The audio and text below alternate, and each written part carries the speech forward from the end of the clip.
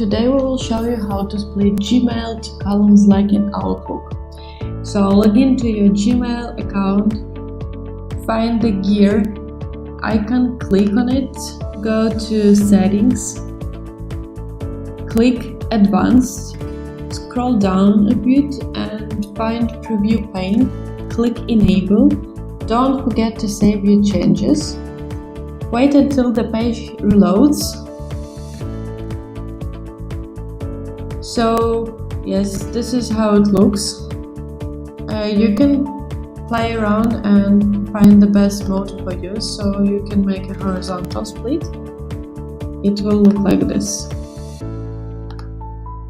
You can turn it back to original view.